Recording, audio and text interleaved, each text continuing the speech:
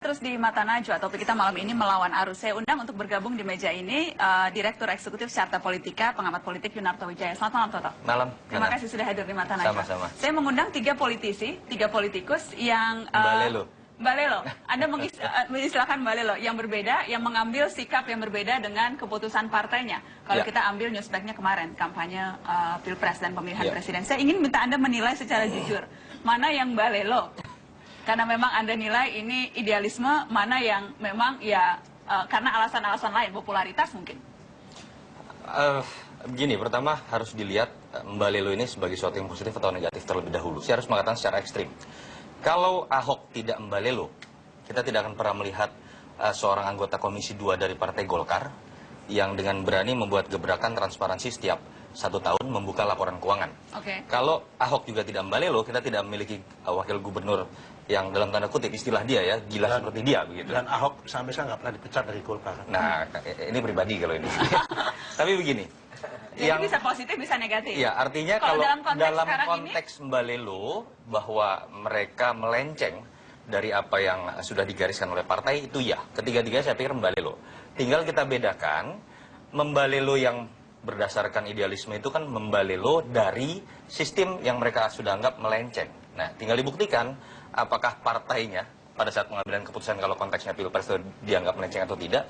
Saya harus mengatakan ini fenomena yang hampir terjadi di semua partai ya. Kalau kita berbicara mekanisme yang demokratis dan ada pasalnya dalam undang-undang misalnya. Undang-undang 42 tahun 2008, pasal 10 ayat 3 itu berbicara bahwa untuk mengusung seorang calon presiden itu harus menggunakan mekanisme demokratis dan terbuka.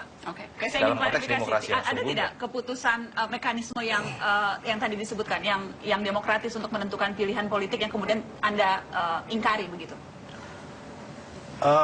Bias itu. Mekanisme di Golkar memang rapimnya itu memberikan mandat kepada ketua umum untuk menentukan pilihan-pilihan. Jadi secara ADART tidak ada yang dilanggar sesungguhnya? Tidak ada pada aspek itu. Ini masalah etik aja. Masalah etik. Nah, etiknya adalah dia sudah ditolak sebelumnya di tingkat di Prabowo. Kemudian datang ke Jokowi. Nah, ketika ditolak di Prabowo datang ke Jokowi, tiba-tiba balik lagi ke Prabowo karena tidak ketemu deal-deal tertentu. Nah, partai kan dibuat tidak untuk ini. Dan tidak pernah disampaikan secara transparan mekanisme deal-dealnya itu apa saja.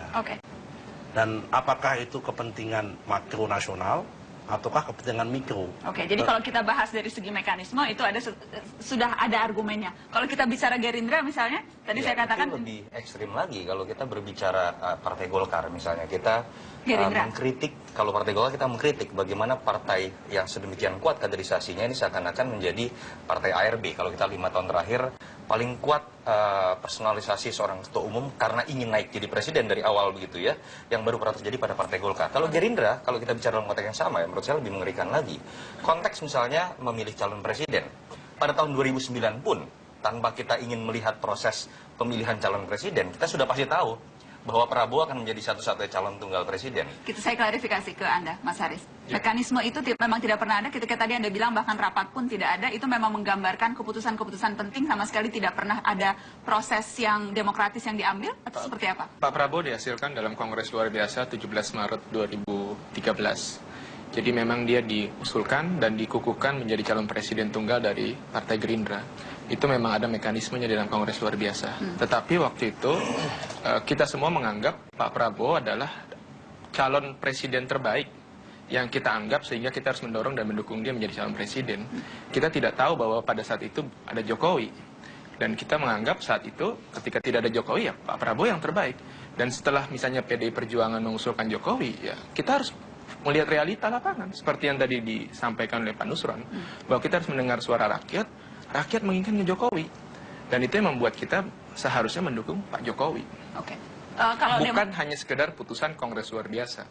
Menurut Anda seharusnya ada forum yang bisa mengubah keputusan itu, paling tidak membicarakan lagi keputusan itu? Ya, karena biar bagaimanapun Gerindra harus mendengar suara rakyat.